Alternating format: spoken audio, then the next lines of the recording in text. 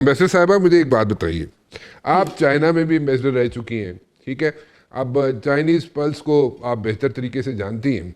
एक इशू है और वो इशू ये है कि ठीक है, यहाँ से हमें थोड़ी बहुत इंफॉर्मेशन जो बिट्स एंड पीसेस में मिलती है वो ये है कि चाइना जो है और रशिया जो है वो ईरान के साथ खड़ा होगा, ठीक है।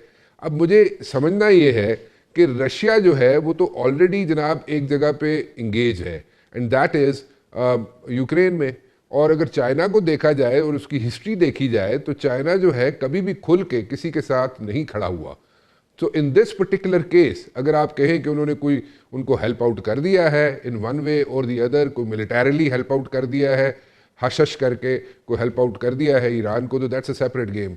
लेकिन देन अगेन, क्या वाकई ही ईरान के साथ चाइना और रशिया दोनों खड़े होंगे? Just keep in mind one thing, cold war era को ज़रा जहन में रखिएगा, क्योंकि कोल्ड वॉर इरा का एग्जाम्पल और स्टडी केस रशियंस के पास ज़रूर है।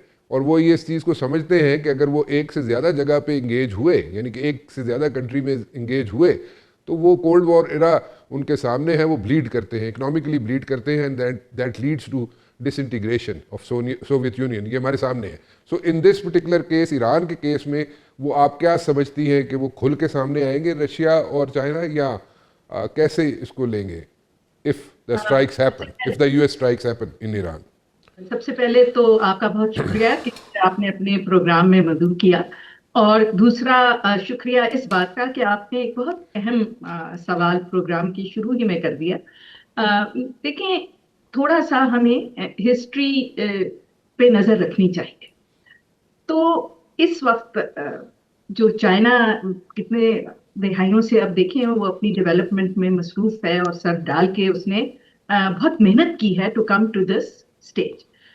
अब जो है वो उस मकाम पे आ पहुंचा है कि 2049 जो उन्होंने अपने लिए एक खुद डेडलाइन बनाई हुई है फॉर द रीजुविनेशन ऑफ मदरलैंड, वो उससे किसी भी सूरत में किसी कॉन्फ्लिक्ट में फंस के डिविएट नहीं करना चाहते अटेंशन। और यही मेरा ख्याल है एक वजह है कि अमेरिका अब ये सोचता है, या ट्रम्प अब ये सोचता है कि यही उनके पास 25 साल हैं। तो वो हर मुमकिन कोशिश कर रहा है इस वक्त के चाइना को किसी भी तरह इस बात पे मजबूर करे कि वो प्रोवोक हो जाए, चाहे वो साउथ चाइना सी में प्रोवोक हो जाए, चाहे वो ताइवान के उस पे प्रोवोक हो जाए, चाहे ईरान के।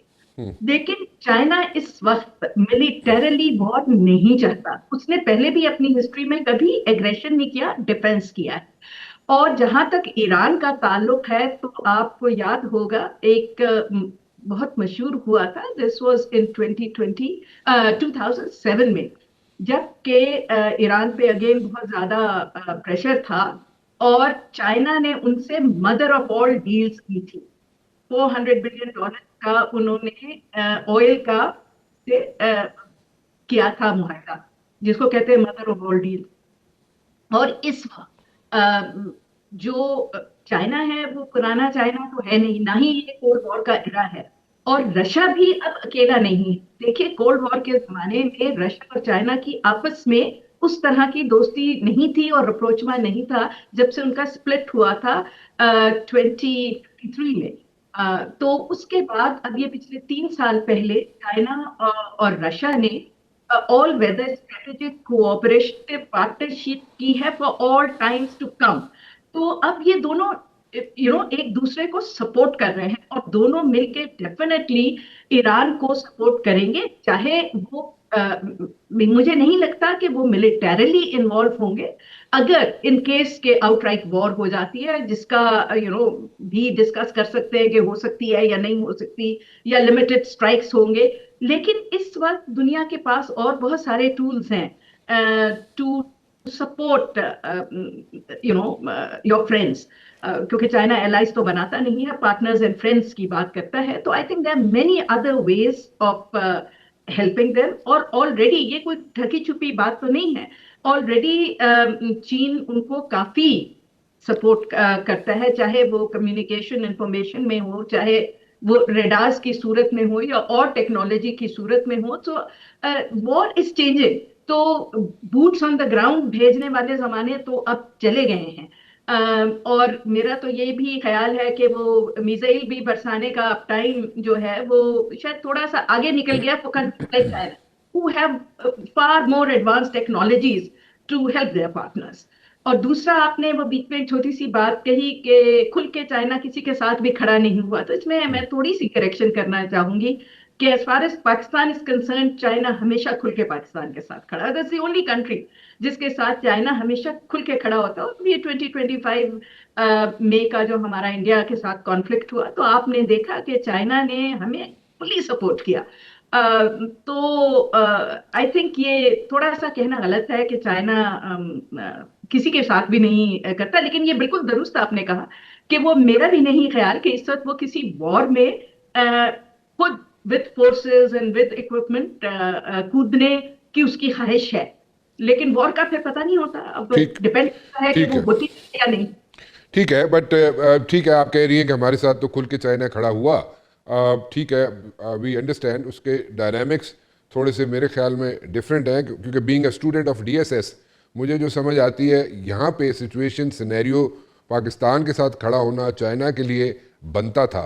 In that particular case Iran के साथ थोड़ी सी इफ्स एंड बट्स आ जाते हैं। मैंने जैसे पहले अर्ज की कि हश हश करके एक थोड़ी सी सपोर्ट ज़रूर दी जा सकती है, या डिफरेंट तरीके से दी जा सकती है, लेकिन इस तरह पहले काफी स्ट्रॉन्ग सपोर्ट जी। देंगे, लेकिन short of actually sending troops and participating in. General साहब, do you agree with this thing कि जनाब जैसे कह रही है जनाब एम्बेसडर साहिबा कि जनाब खुल के सामने आएगा, और आएगा भी तो मतलब कि पता चलेगा, या जिस तरीके से उसने अपनी सपोर्ट एक्सटेंड की है ईरान को चाइना ने, इसी तरह वो कंटिन्यू करेगा। और इससे ज़रा ऐड कर ले तो इसके अंदर एक चीज़ जनरल साहब कि क्या इज देयर अ पॉसिबिलिटी कि जो लिमिटेड स्ट्राइक्स की बात हो रही है, लिमिटेड स्ट्राइक्स ही होंगी, कि या America will go out for like all out war, या ये दो चीज़ें ज़रा आप अपनी ज़रा राय दीजिएगा जनरल साहब।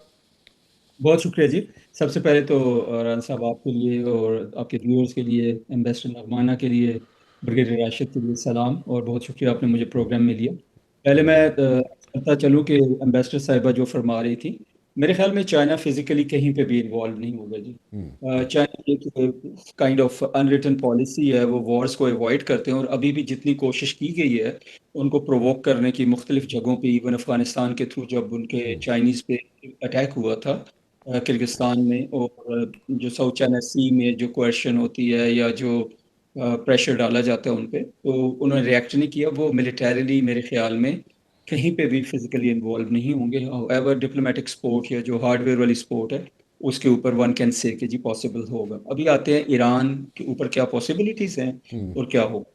सबसे पहली बात तो हमें ये देखना चाहिए कि जो अमेरिकन ऑब्जेक्टिव्स हैं वो क्या हैं इस वक्त। जो क्वेश्चन उन्होंने और मिलिटरीली जो उनके इर्द गिर्द बैरी बेड़े बिठाया हुआ है एक, और दूसरा बैरी बेड़ा आ रहा है, तो वो कहते हैं, तो उनका पर्पस क्या होगा। आई थिंक सबसे इम्पोर्टेंट चीज़ अमेरिका के लिए इस वक्त है वो इसराइल है, और जो उनकी पॉलिसी है जो ईरान के अगेंस्ट है और जो मशरिक वस्ता में है, उसका एक ही पर्पस है कि जो इसराइल है वो इस खित्ते की अनकंटेस्टेड पावर बन जाए और यहाँ पे उनकी मुखालफत कोई ना हो, number one. Number to, Iran के ऊपर जो अटैक है या जो भी पॉसिबिलिटीज़ हैं, सबसे पहले बात यह कि मैं इसको ग्रेजुएटेड एस्केलेशन की तरफ जाता देखता हूँ कि अगर ज़रूरत पड़ी कि ये जो काम चल रहा है अभी, उन्होंने जो मुल्क में अनरेस्ट क्रिएट की हुई है थ्रू इकोनॉमिक स्टेट क्राफ्ट, उनके मुल्क में जो महंगाई है कि $1 लाखों तो मान के बराबर हो गया है, लोग जो है वो परेशान हैं, महंगाई है, भूख है, सारी चीज़ें वो इसी को यूज़ करते रहेंगे, इसको बढ़ाएंगे। अगर इससे काम नहीं चलता तो वो फिर सिलेक्टेड स्ट्राइक्स जैसे उन्होंने पहले की थी उन पे आएंगे। इनका नेवल ब्लॉकेड हो सकता है कि जी नेवी इनके साहिल के गिर्द खड़ी हो जाए। ऑब्जेक्टिव में सबसे पहला ऑब्जेक्टिव मेरा ख्याल है उनका होगा कि जो ईरान है वो हमास को, हिजबुल्लाह को और बाकी ऐसी ऑर्गेनाइजेशन को सपोर्ट ना करे, number one. Number two, nuclear program को कैप कर दे। नंबर थ्री, जो उनके मिसाइल की रेंजेस हैं उनके ऊपर वो कैप कर दें। और last but not the least most important कि वो को एग्जिस्ट करें ईरान के साथ, ईरान जो है सॉरी इसराइल के साथ करें।